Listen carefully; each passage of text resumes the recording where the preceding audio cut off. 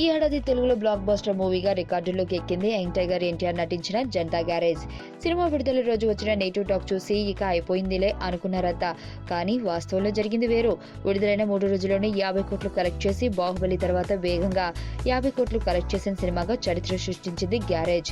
కథ, screen play, dialogues తో పాటు అన్ని మాస్ ఎలిమెంట్స్ ను వండి వార్చడంలో చిత్ర యూనిట్ సక్సెస్ అయింది. అయితే అలాంటి ఈ సినిమాలో కొన్ని లోపాలున్నాయట. ఈ విషయంలో చెప్పింది ఎవరో కాదు, స్వయంగా జనతా గ్యారేజ్ డైరెక్టర్ కొరటాల శివ.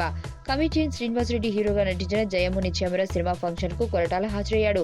ఈ సందర్భంగా ఆయన మాట్లాడుతూ, ఒక మంచి సినిమా తెరకెక్కాలంటే అన్ని విభాగాలు కలిసి పనిచేయాలి, పాత్ర బాగా కుదరాలి. కానీ నేను తీసిన జనతా గ్యారేజ్ విషయంలో అలా జరగలేదు.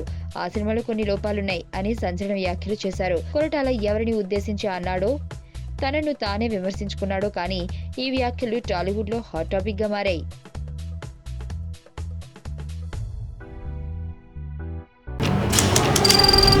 నీ స్నేహితుడు ఎవరో తెలిస్తే నీ క్యారెక్టర్ తెలుస్తుంది.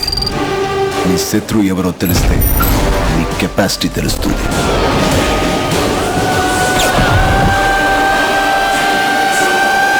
నా శత్రువుని సెలెక్ట్ చేసుకున్నాను.